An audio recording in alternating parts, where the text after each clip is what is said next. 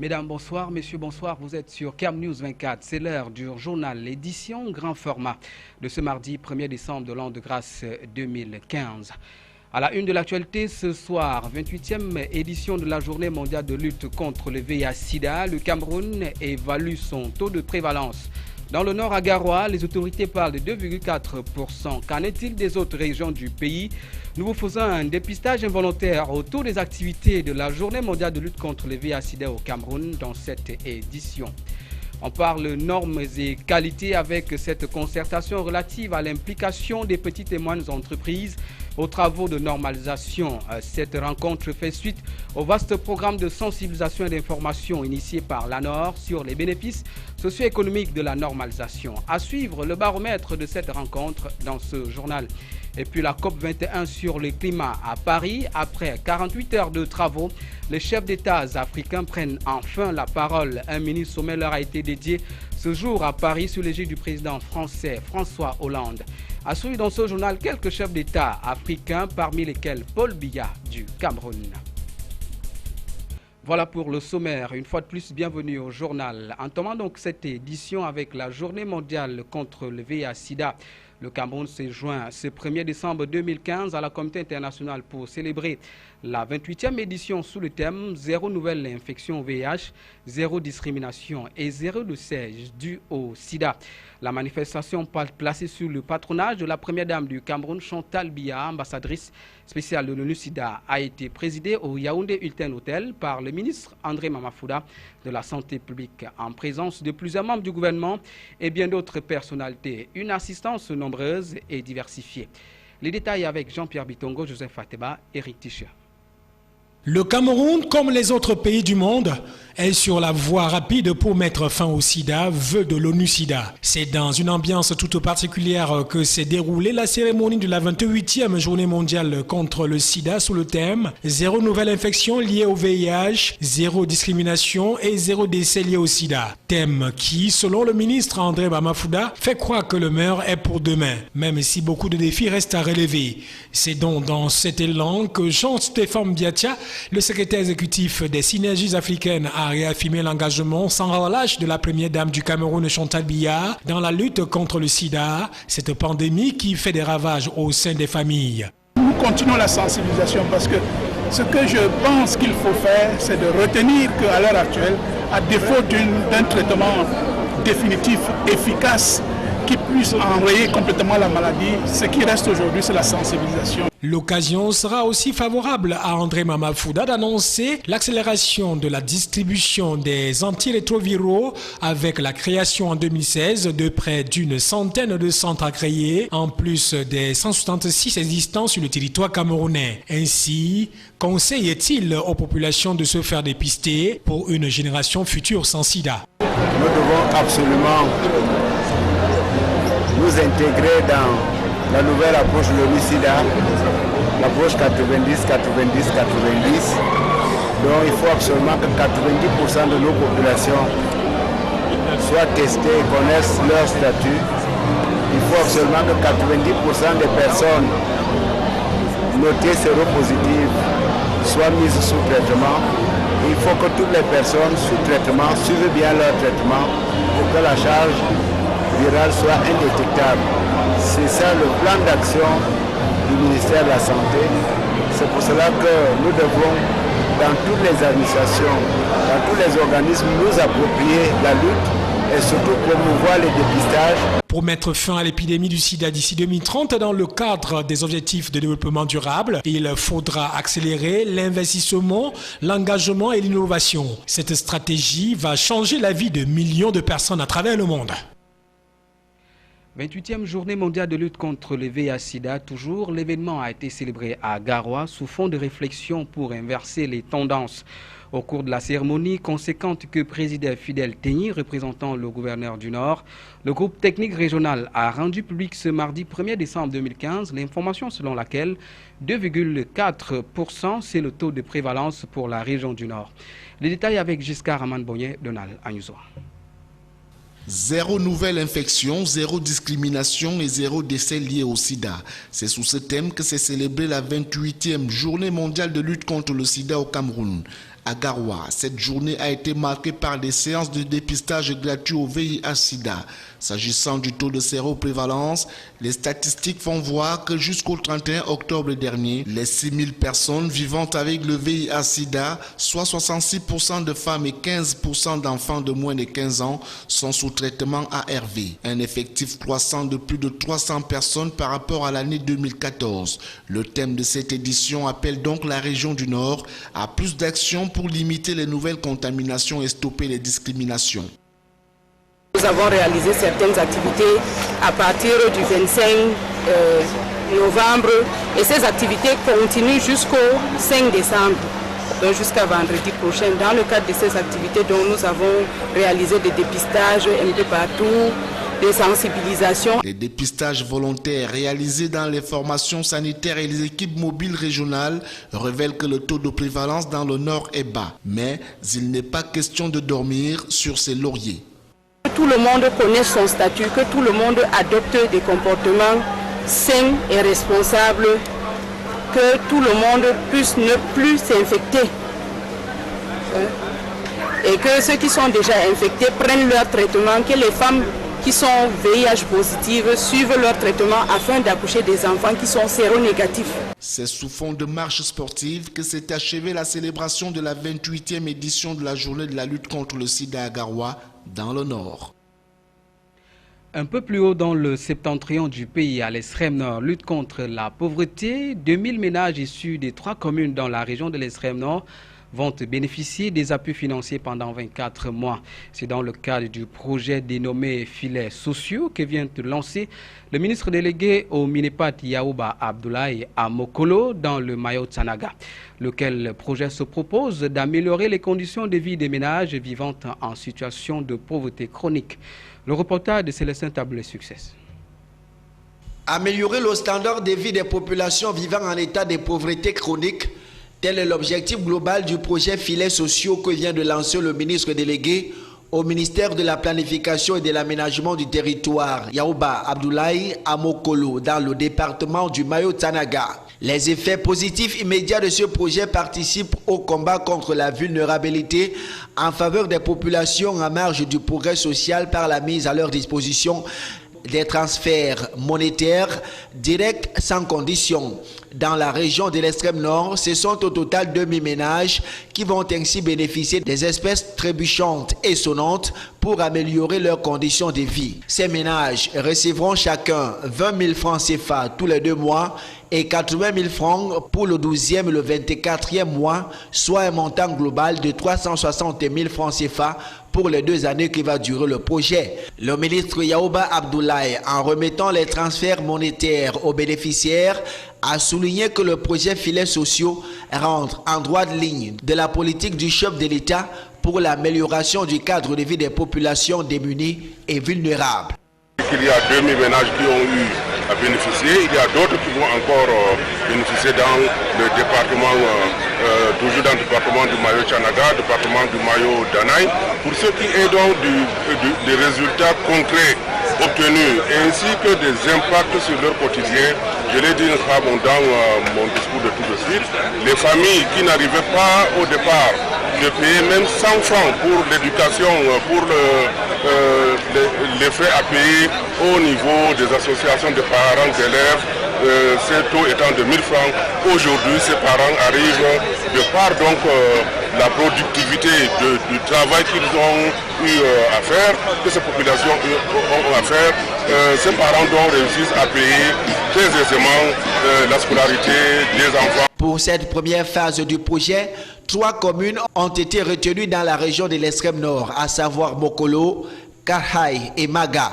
Pour les bénéficiaires, ce projet est un outil efficace pour briser les inégalités sociales en facilitant leur accès aux services de santé, de l'éducation et de les encourager à entreprendre des activités génératrices de revenus.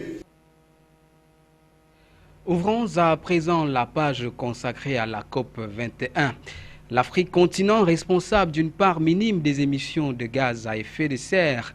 Un mini-sommet était consacré ce mardi 1er décembre à la lutte contre les effets du réchauffement climatique à travers 3 thématiques désignées comme prioritaires pour faire face aux bouleversements attendus en Afrique. Un mini-sommet présidé par François Hollande, président de la République française, sous la conduite du dirigeant égyptien Al-Sisi. Les enjeux de ce mini-sommet dans ce récit.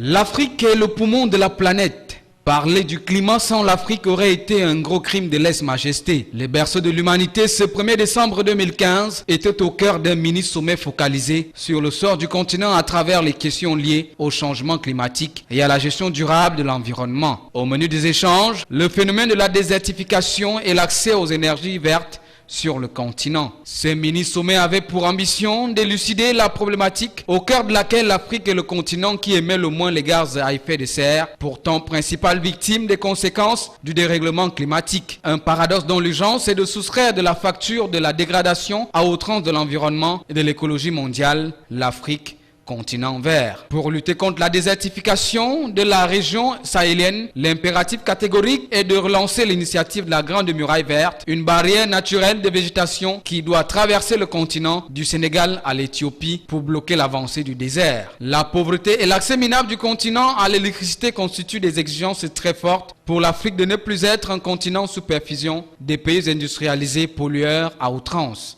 L'assèchement du lac Tchad inquiète, d'où l'invite au sérieux et à la rigueur au cours de cette COP21. COP21 doit donc donner lieu à un accord global, ambitieux et contraignant, permettant de respecter largement l'engagement de maintenir le réchauffement climatique en dessous du seuil critique de 2 degrés Celsius. Il est également impérieux que l'accord sur le climat réponde aux difficultés rencontrées par l'Afrique en matière d'adaptation, de financement, de transfert de technologies, de savoir et de renforcement des capacités. L'équité doit se fonder sur la répartition des moyens d'adaptation. Le rêve africain est grand et la COP21 se doit de respecter les situations des uns et des autres pour une justice écologique participative et décentralisée. À présent, nous vous proposons quelques réactions des chefs d'État africains autour de ce mini-sommet Afrique à marge de la COP21. Elle serait sélectionnée par Romy Aliachem. L'Afrique fait partie de ce combat. L'Afrique n'est pas en marge et en périphérie. Elle a des préoccupations, elle n'est pas la plus pollueuse, mais elle subit de plein fouet. Donc elle s'est engagée elle-même dans l'adaptation, elle s'est engagée elle-même dans l'atténuation. Là, elle attend des solutions concrètes et une prise de part responsable de la part des pollueurs. Principe du pollueur-payeur, mais aussi qu'elle soit accompagnée dans les transitions énergétiques. C'est un partenariat qui s'impose si nous ne voulons pas que notre planète, bien sûr, disparaisse. Nous voulions, parmi les événements de la conférence du climat, avoir une rencontre sur l'Afrique et sur les projets qui pouvaient mobiliser tout le continent.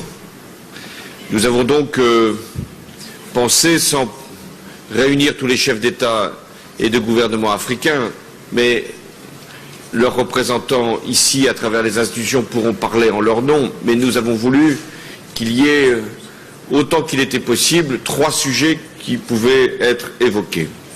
Le sujet des énergies renouvelables, celui de l'adaptation et enfin il y a tout ce que nous voulons faire à travers la Grande Muraille Verte notamment et le lac Tchad, c'est-à-dire des projets qui sont directement liés à cette dégradation du climat et ses effets sur le continent africain. Comme vous savez, cette 21e conférence des partis vient renforcer les engagements pris à New York pour construire un monde nouveau dépouillé de tout dérèglement climatique qui permet de réaliser les objectifs de développement durable. COP21, le Cameroun s'engage à réduire de 32% ses émissions de gaz à effet de serre d'ici 2035. Le chef de l'État, Paul Biya, l'a réitéré hier, 30 novembre 2015, lors de sa prise de parole à la conférence de Paris sur le climat. Le gouvernement camerounais envisage, selon le président de la République, de mettre en place une batterie de mesures, notamment dans les domaines de l'agriculture, l'exploitation forestière, la gestion des déchets, la production de l'électricité, le bâtiment, les transports et le développement industriel. Écoutons Paul Biya du Cameroun. Deux sujets interpellent la COP 21. Il s'agit d'abord de la dégradation continue des forêts en Afrique centrale. Celle-ci diminuera la contribution de ce massif forestier à la réduction des gaz à effet de serre. Nous devons sauver les forêts du bassin du Congo. Nous devons sauver le second poumon de la planète. La désertification qui affecte les pays voisins du lac Tchad nous préoccupe également. Cet immense plan d'eau, absolument indispensable à la vie des populations et à la biodiversité, est en voie d'assèchement progressif. Il a déjà perdu 90% de sa surface initiale. Sauvons le lac Tchad. Mesdames, Messieurs, nous sommes là pour répondre aux attentes et aux espoirs de nos peuples. Alors, faisons preuve de détermination et de courage politique. Oui, ayons de l'audace et de la sagesse. Si nous y parvenons, la conférence de Paris sera ce moment décisif que le monde, dans sa quête pour la survie de l'humanité, appelle de tous ses voeux. Autre chose à présent, promotion des normes. L'ANOR, l'Agence des normes et de qualité, a organisé ce 1er décembre 2015 à Yaoundé une réunion de concertation relative à l'implication des petites et moyennes entreprises aux travaux de normalisation. Réunion ouverte par Madame Chantal Andeli, la directrice générale adjointe de l'ANOR. Cette rencontre fait suite au vaste programme de sensibilisation et d'information initié par l'ANOR sur les bénéfices socio-économiques de la normalisation. Le point avec Jean-Pierre Bitongo, Joseph Ateba. En dépit de la volonté affichée au plus haut sommet de l'État et des projets de développement de la communication sur les normes et la démarche qualité, l'ANOR a constaté la faible participation des PME camerounaises au processus d'élaboration des normes, ce qui n'est pas de nature à faciliter la compétitivité du tissu industriel du Cameroun pour la conquête des marchés porteurs. Toute chose qui justifie l'organisation par l'ANOR de cette rencontre de concertation pour susciter l'intérêt des PME aux travaux de normalisation. Un grand intérêt pour vous-même, pour votre activité, à pratiquer la normalisation. Parce que quand on prend un tout petit exemple pour les produits en général, pour pouvoir exporter les produits, il y a des normes standards, des normes internationales. Donc si vous n'êtes pas au fait de cela, vous ne pourrez jamais importer.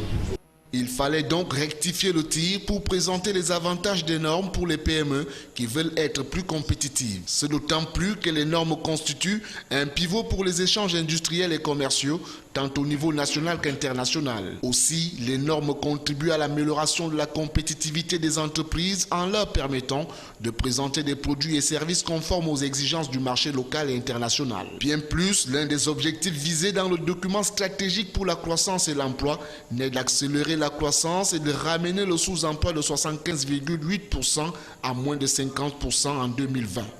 Beaucoup de PME ne sont pas au courant, c'est que la norme exige, demande d'eux. Donc c'est à cause de cela qu'on est en train de vouloir les sensibiliser comment respecter les normes, comment mettre les normes en application pour essayer de vendre leurs produits hors du marché national et dans la région et à l'international. Plusieurs modules ont été examinés au cours de cette rencontre, citant entre autres les éléments d'amélioration de la compétitivité d'une PME, les bénéfices de la norme et de la normalisation, la certification comme atout pour les PME camerounaises et comment conquérir les marchés internationaux, régionaux, étrangers et camerounais. Et l'on ose croire que les PME camerounaises ne feront plus preuve d'une méconnaissance de l'apport des normes dans leur gouvernance. Et tandis que le tissu économique du Cameroun, à l'instar des autres pays africains, est constitué par un grand nombre de PME opérant malheureusement dans un cadre informel. Dans l'actualité parlementaire, le ministre des Transports Edgar Alem Bengo et le ministre délégué auprès du ministre des Relations extérieures Adoum Gargoum sont aussi passés devant la Commission des Affaires étrangères du Sénat. Ils avaient à charge de présenter et de défendre 2 projets de loi initiés et déposés par le gouvernement de la République. Le compte rendu de Salmon Foué Marcel Vondoaben, Donald Ayuzoa. Le projet de loi autorisant le président de la République à ratifier l'accord entre le gouvernement de la République du Cameroun et le gouvernement de la République du Mali relatif à la circulation des personnes et des biens signé à Yaoundé le 8 septembre 2015 a été présenté et défendu devant la Commission des Affaires étrangères du Sénat par le ministre délégué auprès du ministre des Relations extérieures, Adoum Gargoum. Le nouvel accord abroge et remplace la convention d'établissement conclue en 1964 entre le Cameroun et le Mali.